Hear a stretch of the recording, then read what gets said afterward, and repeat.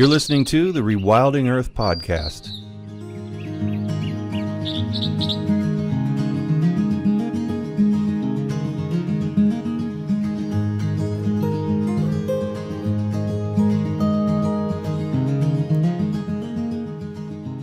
Rick Ridgeway is a mountaineer and adventurer who, during his career, has also been an environmentalist, writer, filmmaker, and businessman. Ridgeway has climbed new routes and explored little-known regions on 6 continents. He was part of the 1978 team that were the first Americans to summit K2, the world's second-largest mountain. Since 2005, he's overseen environmental affairs at the outdoor clothing company Patagonia, which has long been a supporter of groups like the Rewilding Institute. He's authored 6 books and dozens of magazine articles and produced or directed many documentary films. During his explorations, Ridgeway witnessed the degradations of the wildlands that had come to define his life. He saw firsthand remote grasslands in Patagonia turn to tourist cities and the glaciers on Kilimanjaro disappear. He also witnessed the wildlife that inhabited those wildlands decline, and in the mid-90s began a series of journeys that allowed him to communicate through books and films what was happening to these formerly wild regions.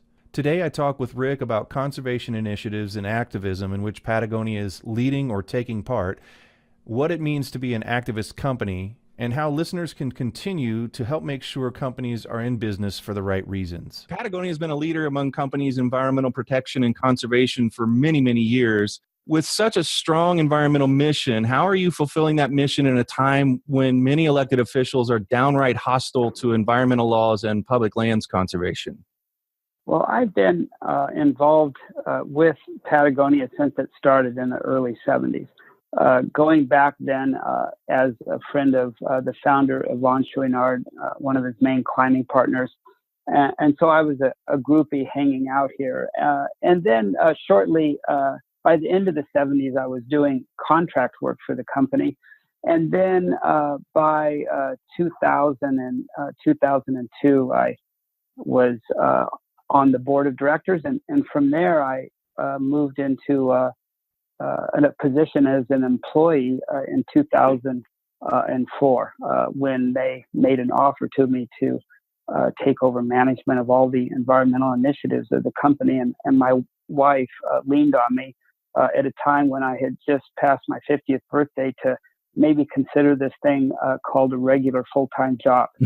So I started with the company about 14 years ago as an employee, again, with that background of having been close to the company since its founding in 1973. So I am giving this as a preamble so that your listeners can appreciate what I'm about to tell all of them, that in my history with the company, which probably most of your listeners know is a company that has been, as you just said, committed to environmental protection. And I might say in business to be a tool and an agent for, as our mission says, creating solutions to the environmental crisis. We completely consider it a crisis. That in that 45 plus year history, I personally have never seen the company as committed to that mission as it is now, or is committed to using its brand, not just as an agent or tool for environmental protection, but as an agent of activism itself. That the company is increasingly committed to being an activist, being a corporate activist, to corporately kicking ass in a time when more than ever we really, really need it. So, working for a company like this is you come to work every morning, you walk through the door, and you just pause and you go, God, another day to be here is another day of privilege. Absolutely. And there's very, very few places you can walk in the door and feel like that in terms of, the strong conservation ethic. I mean, how many other places would you even have to go where you get even remotely close to that feeling of pride that you have, I'm sure, when you go to work and you know what you're there to do? Well, I hope it's more. Right now, it does seem like we're out on that, the tip of the spear by ourselves. From a corporate perspective, we don't know of any other companies that have that kind of commitment that we do, but we hope we don't remain alone for very much longer. Again, in these times, it seems more and more important than ever for more and more companies to step up and follow our lead, whether they do or not. We're committed to it. We're committed to activism. And, I would say that when you look around the world, our current campaigns, for example, in Europe to oppose the construction of nearly 3,000 dams on the last free-flowing rivers in the Balkan region of Europe. When you look at Asia and our commitments to scale protected areas in Australasia, specifically in Australia, and even more specifically in Tasmania, where we're joining NGOs and we're out on the front lines ourselves there, fighting for the scaling of new protected areas of forests that are being clear cut. When you look at what we're doing here in the United States with our lawsuit against the Trump administration's attempt to scale back Bears Ears and Escalante and perhaps others of our national monuments and our national parks, when you look at it globally, that is frontline activism. That's what we're doing. And again, we're probably the only company out there to this degree doing it. I'm certain we're the only company that has in its employee manual a protection for our employees that the company will post their bail if they personally get arrested while out there on the front lines themselves. We are activists. That is what many, I think, would consider business suicide, to do the kinds of things like that and many other things that I've read about Patagonia over the years being involved with, and the hard line that you guys really take. Everybody else is so conservative by comparison. You really are the tip of the spear. But I think that you probably have had conversations quite a few times about how you would like to not be so much the tip of the spear. What's the role of the rest of the outdoor industry in protecting natural places? What kind of role would you like to see other companies step up into? Well, they are increasingly stepping up, and we're applying pressure, no doubt. I think a good example of that would be the pressure we applied to the industry a couple of years ago when the conversation first was announced by the intentions were first announced by the administration to scale back Bears Ears, which of course is in Utah. And so we applied pressure to our trade association, whose annual trade show event, or actually biannual event, was in Salt Lake City, to tell the state government of Utah that if you don't withdraw your support for reducing the size of the Bears Ears National Monument, we as an industry will pull our support from your state. And that's going to hurt.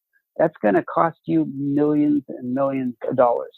And so the industry aligned behind us. We did that. It wasn't just it wasn't just a threat without intentions behind it. And when they failed to change their position, we followed through and we pulled the plug and pulled the trade show and all the tens of millions of dollars it brought to the state of Utah, and we moved to Colorado. That's a done deal. So the industry is itself getting increasingly activist. That was absolutely an activist follow through. So we're really proud of our role in that, even though it didn't seem to turn around the politicians in Utah, but we certainly hope it created some political pressure on them, and no doubt it is. Roughly, how many companies would you say that action there have represented, just so people can get an idea of the scope? Well, it's hundreds and thousands. When you go, I don't know the exact number, but when you go into that trade show, it takes up football fields of booths of products and services, like services that through ecotourism and all these things that were so directly benefiting the state of Utah. I mean, not just the trade show itself, but that's the home of many industries in many companies in the outdoor industry. It's the home of such a robust ecotourism business. And then just look at what the outdoor industry provides nationwide, where our trade organization estimates that the annual contribution to the country's GNP from the businesses in that trade show is about $780 billion a year. And that's not quite twice the contribution to the country's economy from the entire fossil fuel industry. So to us, the economic message is self-evident. But self-evidence in a world of alternative facts certainly isn't enough to sway the opinion of so many of the people, especially the ones running our government right now. Well, they're certainly willing to go to the mat. You can tell, and I mean, without everybody pulling their weight, they're willing to go an awful long way and sacrifice a lot of money and a lot of other things to do what they're doing. Including legal action. They're not having a very good day in court as well, with groups like Center for Biological Diversity and others who are just running up a tally of how many lawsuits they've had since this administration has come in. Is there anything that you can tell us about the legal action that you're a part of with Bears Ears and how it stands? Yeah, the lawsuit is specific to the Bears Ears proposed reductions, and the ball is now in the administration's court. So we're waiting to see what they actually do in terms of actions with their threat to reduce the size of that monument. And depending on what their actions are, then that will likely trigger the next step that we make on the lawsuit. But we're, our legal team here is standing by and ready. So we're ready to continue to go after them with everything we've got, all guns blazing, to use a metaphor that they would probably choose themselves.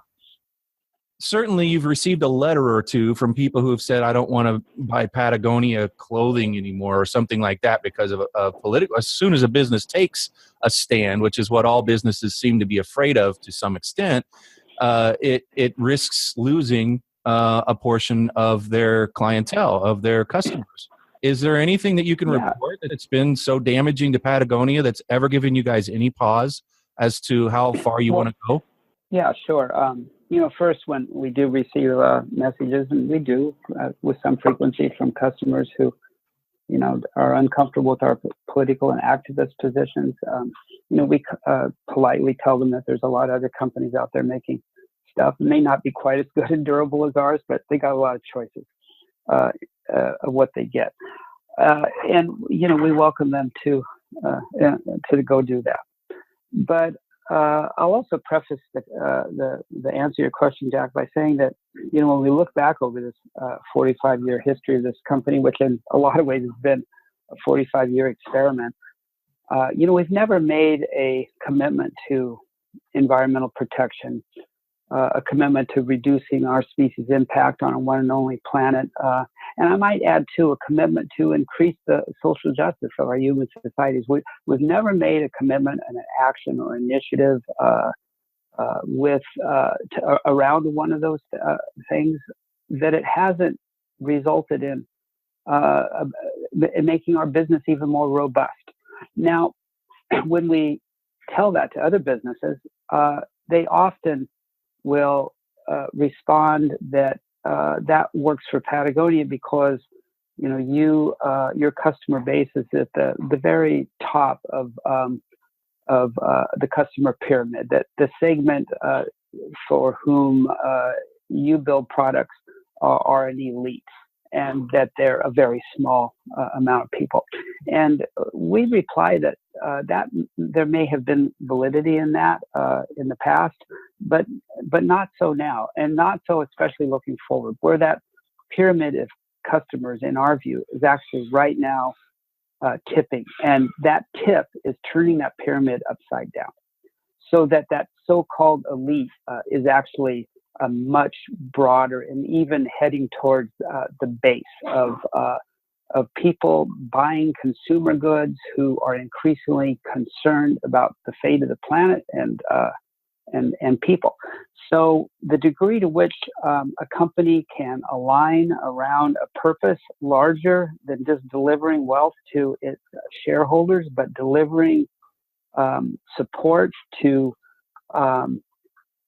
stakeholders, to communities, to society, to the planet, that those companies making those commitments are discovering that they're doing better and better, and they're starting to outperform their competitors who aren't making those commitments, so that commitments to environmental protection and more broadly to sustainability in general are providing increasing business value to the companies making those commitments. And it's a business value that is in several different categories of any business.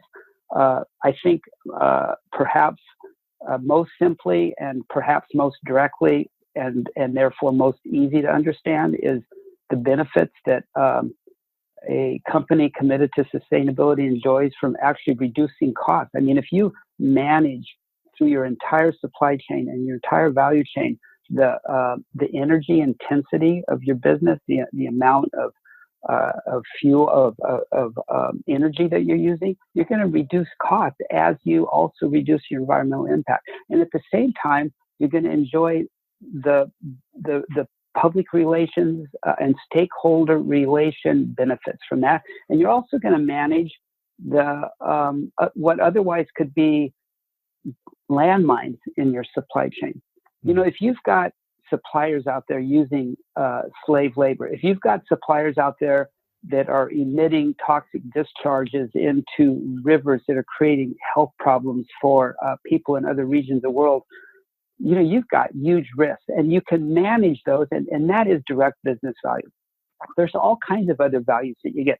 One of the biggest ones for anybody making a commitment to a higher purpose is that the young people coming into the workplace today, they'll only want to work for those companies. So employee recruitment is an enormous business value, and for companies like us at Patagonia, it's not just recruitment, but it's retention. There's a lot of people here like me that have gray hair that, joined this company when they were kids, and they're lifers.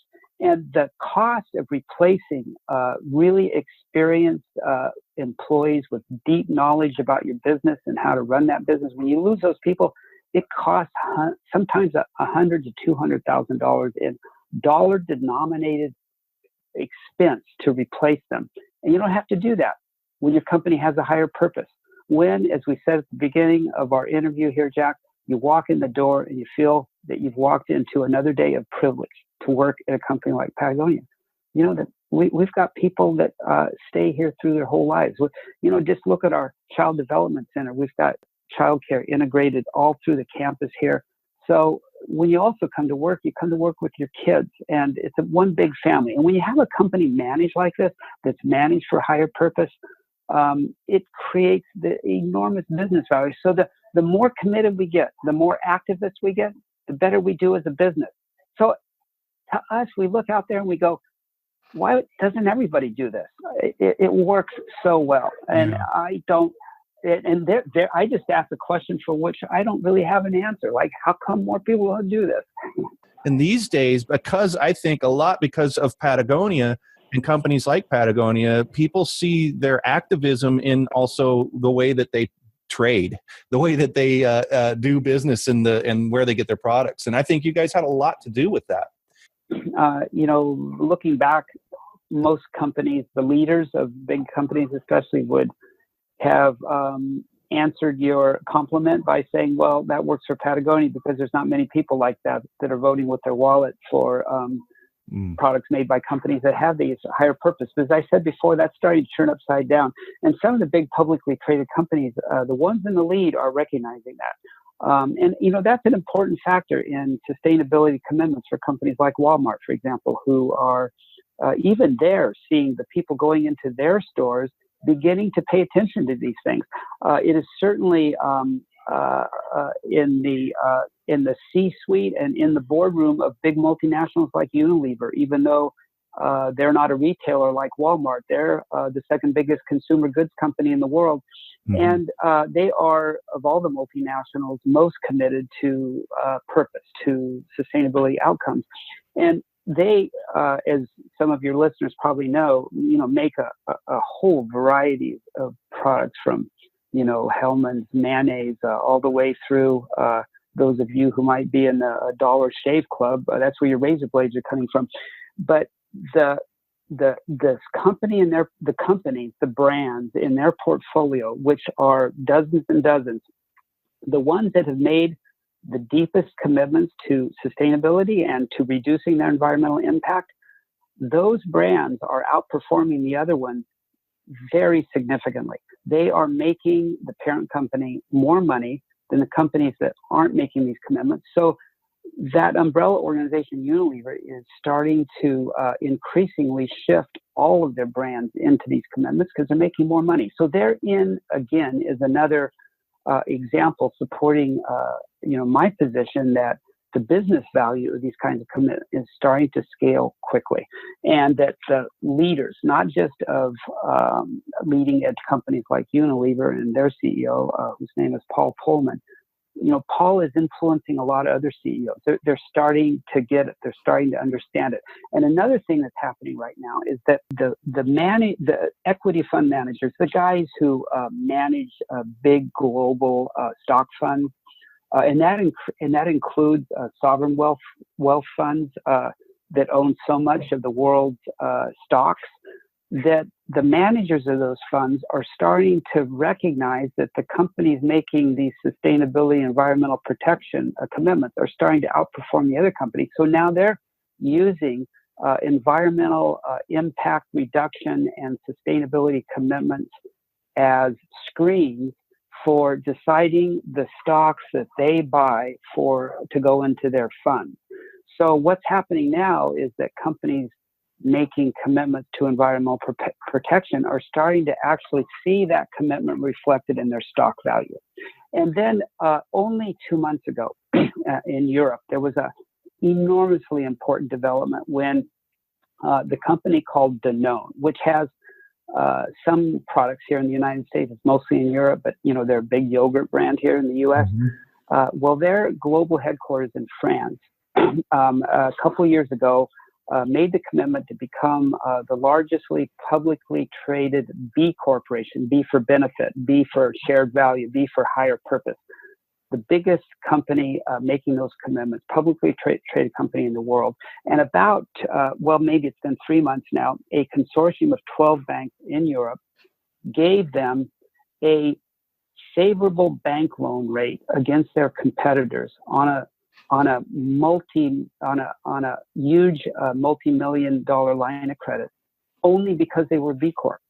Now, that means bankers are starting to pay attention to this. So when you have equity fund managers, you have bankers starting to use sustainability as a measurement for loan rates, for stock value. This is pretty good news here, because this means that these kinds of commitments are probably going to tip really quickly. And the business value that you talked about earlier that started this conversation about all of us consumers, aligning our purchase decisions to these larger values, that's an important one. But as I look out on the landscape of business values from these commitments, I'm seeing that these other ones that I've been talking about are actually bigger drivers than even we consumers are at the moment. Now, that might change, but it's all good news, because in aggregate, all these things are showing the business leaders in the world today that getting on board, running a business for these higher values is working as a business. I'm not sure what to do in the face of this amount of good news and hope in the current climate. We're not used to hearing things like this, Rick. Well, let me poke a needle in the balloon. Okay, bring us back down. I just gave you all this good news. But when we all look at what's happening globally, Jack, and we all know about this, everybody listening to your podcast here is really well aware of this. We're seeing this shift going on towards sustainability and starting to scale. It's starting to tip. But at the same time, what's the global context for this right now? And is it making enough change fast enough? Is there fast enough change happening deep and widely and fast enough to reverse the metrics of the health of our planet? And we all know what the answer is right now. And I must say that here at Patagonia, I think ultimately when we sit down with people leading our company and we look at our own commitments, sometimes we pause and go, let's remember, guys, what the real KPIs, in business speak, that means key performance indicators. What are the real KPIs for Patagonia? What should they be? And we've answered that the real ones are whether the temperature of the planet is starting to stabilize and even decrease, whether the greenhouse gas emissions are leveling off and decreasing, whether ocean acidification is starting to reverse, whether global deforestation is starting to zero out, whether global desertification is starting to reverse, whether global freshwater eutrophication is starting to reverse, whether the incredible accelerated extinction of biodiversity on planet Earth is starting to level off and reverse. And we all know what the answers are to every single one of those questions. And what that means is that all of the above is not nearly all enough. We have to keep the foot down on the pedal. We have to commit Patagonia's activism more every year than we did the year before. We have to continue to influence more and more companies. It all has to be more and it all has to be faster. I think it was perfect the way that you laid this out, because had you said the second part without the first part, I think a lot of our listeners would be in the mood to say, well, then why even bother? Why should I write another letter? Why should companies aren't listening to me? And you just said that they are listening, and that pressure is very, very valuable. And you gave great examples as to why people should keep pushing that pedal down, because it's working. It's working. It's starting to go in the right direction. Let me leave you with another thought here. And because this is, I think, something that could be potentially valuable to all your listeners, valuable to all of us as individuals, as it is potentially valuable to all businesses.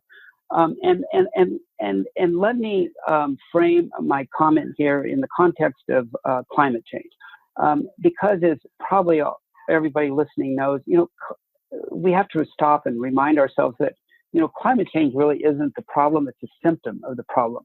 The cause of the problem, the cause of climate change as a symptom is the annual increased human footprint on planet Earth from human activity. One outcome from that year-over-year increase, not only of the number of human beings, but of their actions, of the annual increase, year-over-year compounded increase of their human consumption and human activity. That's what's causing climate change. And if you look at it globally like that, at Patagonia, we're starting to understand that the solutions to climate change, and therefore by proxy to the larger solution to our human footprint on the planet, it resides in three big areas. And those are the areas where all of us as individuals or all of us as companies can actually do something. And the first category where all of us can continue to do more work is continue our commitments to replacing fossil fuels with renewables, to reducing the global carbon intensity of our activities by reducing greenhouse gas emissions. And we all know about that one. The second one, not many people know about it all yet, but that is the promise that changing the way we grow our food, including agriculture and grazing on planet Earth, can also be an enormously important contribution to climate change. That by changing to what are called regenerative farming and grazing practices that increase soil health, that as that health of the soils increase with these practices, so does the organic matter in the soil, and organic matter is made of carbon. So using these practices actually pulls carbon out of the air and puts it back in the ground. it sequesters it. And it can, and these protocols have the potential of sequestering a huge amount of carbon, so much that it could equal or exceed the reductions you get from the conversion, even if it's 100% to renewable energy. Those are the first two pillars. The last one is what we started our conversation on today. The last one is the degree to which we can scale protected area conservation of forests and grasslands as carbon sinks. And we all got to increasingly understand the importance that that has as a partial solution to climate change. Because if we can scale protected areas to that vision of half Earth, then that too will be an enormously important contribution to climate change. If we can focus on all three of those pillars, we can avoid going over the cliff. And another reason I'm so proud to be part of this company is that we're the only company I've seen out there that is committed deeply and widely to all three of those categories in the way it does its business. And there, I hope, again, that we're a model for others to follow. Rick, once again, thank you so much for taking the time today to be on the podcast. I love the hope. I love the message of continuing on. I think the troops are fired up. So thank you again for taking the time to be here, and look forward to more conversations with you in the future about all of these issues and Patagonia's role in them. Well, thank you, Jack, for the audience. And as I said before, I'll reprise the word I used at the beginning. Thank you for the privilege to talk to everyone today. Thanks for listening to the Rewilding Earth podcast. Be sure to visit rewilding.org to subscribe so you don't miss past and future episodes.